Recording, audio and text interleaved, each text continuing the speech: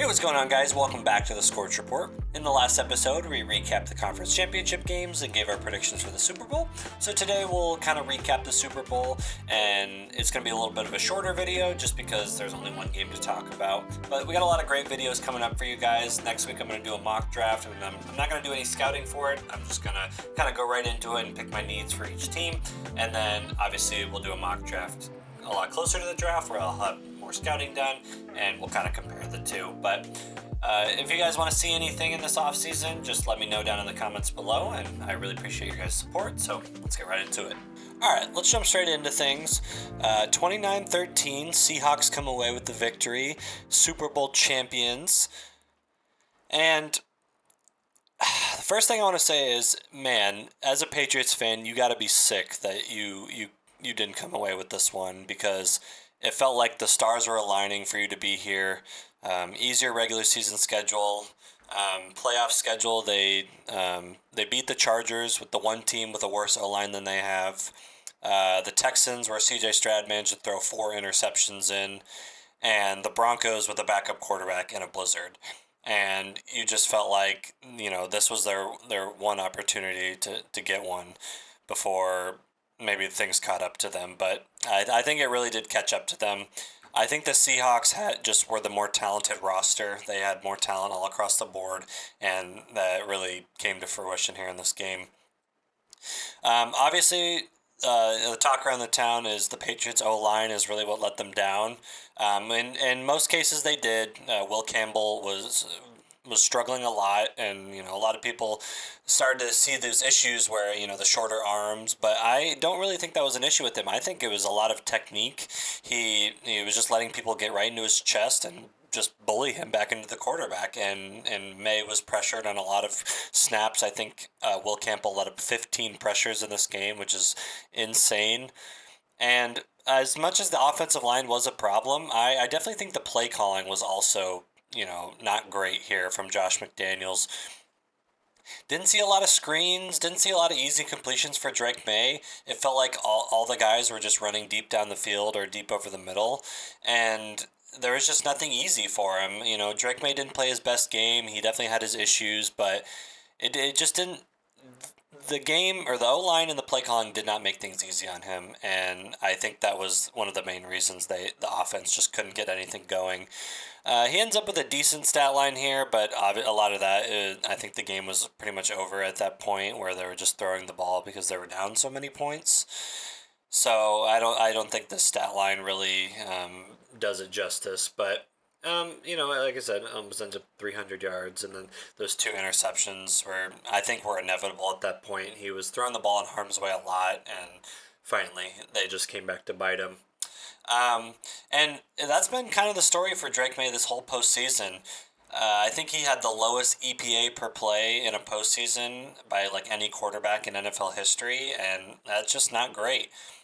Drake May, a lot of people are ready to thrust Drake May into that top 5 quarterback conversation, but I think this game really showed that we should probably take a deep breath and take a step back with that, because he is still young. He was only in his 2nd season. I definitely think this team can get a lot better and get a lot more help around him, and I definitely think he can get better as a quarterback. I just don't think he really used his legs enough. I mean, I feel like every time he scrambled, he got good chunks of yards, and I think that would have been a lot more helpful had he had run it more than 5 times, because the offensive line could not get the run game opened up for Ramondre Stevenson or Travion Henderson, and I think he, using his legs would have been the best case scenario for getting the run game going. So, unfortunate that they didn't do any of that. One thing I want to praise on the Patriots side of things was Christian Gonzalez. He was absolutely incredible in this game. He is a top 3 corner, maybe top 2. My heart goes to Pat Surtain, so I'm going to say he's number 1. But Christian Gonzalez is definitely up there. He is an absolutely incredible player. He was on JSN all game and held him to 4 catches for 27 yards, and he just made a bunch of big plays, big diving swats, and he knocked. One I'm coming to mind is that swat away from Rashid Shaheed. That would have been definitely a big touchdown had he had not broken that up. So, yeah, he played a great game, and I think the defense did a really good job. Held him to 3 on like 4 straight possessions to start the game, while the offense didn't really have anything going. It's hard when your defense is out there for a long time. They're not invincible. They're not, have unlimited stamina. So the fact that they just kept, punting the ball away or turning the ball over, and the defense had to go right back out there, I think they did a good job considering. So yeah, and for the Patriots moving forward, I definitely can see a big Super Bowl hangover for them coming. Like I said, I just don't think this roster has a lot of talent, and I think this year was really the year that they needed to get it done.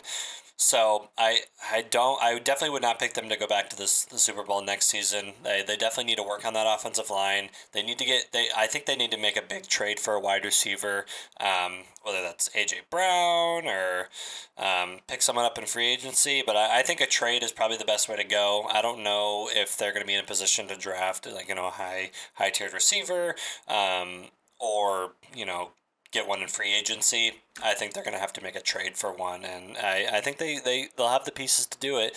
So they just need to get Drake Mason more weapons and obviously get him more protected, and I think that'll do wonders for his development. All right, now enough about the Patriots. Let's move over to the Super Bowl champions, the Seahawks. They did what they needed to get this done. That defense is absolutely incredible, like we've been saying all season long. They really took it to the Patriots offense, and they're definitely the reason they won this game. Not saying that the Patriots offense didn't do enough, the Seahawks offense. Sam Darnold didn't have that great of a game, but he did what he needed to. He made throws when he needed to. He got out of pressure and made throws on a run a few times. Not what we were used to seeing from him, but I think he really brought that out in this game. And then obviously Ken Walker, absolutely incredible. You can really see how he shines, with no Zach Charbonnet. I think he's a league winner for sure, 3 down back, but obviously, the Seahawks love them some Zach Charbonnet. Wins the Super Bowl MVP in this one. And what really sucks for Seahawks fans is, what are they going to do about him in the offseason? Because he is, I believe, an unrestricted free agent. So do you, give him a bag to bring him back? Do you franchise tag him? But I could also see another team, giving him significantly more money to, go be their running back. So and also if he decides to stay, but obviously he showed what he can do in this game, and they won a Super Bowl out of it, so that I don't think they can be too mad. But obviously it sucks that he pretty much might have played himself out of Seattle in this game. That's going to be a tough decision in the offseason, but in my personal opinion, I would bring him back. He was absolutely electric. He is one of the few backs in the league with, elite contact balance. I think he has elite vision. You saw it in this game where, a little Le'Veon Bell-esque where he would, walk behind the offensive line and then bounce it outside or cut up the middle. I just think that is elite vision, and not a lot of backs in this league have that. I think he's 25, if I'm not mistaken. So, I still think you can get, a lot more good years out of him. I don't think he's going to decline too heavily.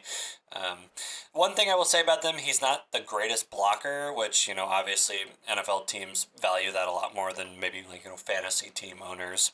And he's not the greatest pass catcher, but sometimes you just need a guy that you can hand the ball off to and can rip off big chunks, and Ken Walker is one of those guys. JSN wasn't was very quiet in this game, but like we talked about, a lot of Christian Gonzalez on him, and he was absolutely strapping him up. But there's also a few routes where he was pretty much open, and Sam Darnold threw it way behind him. Like there was a post route over the middle in the red zone where he was open.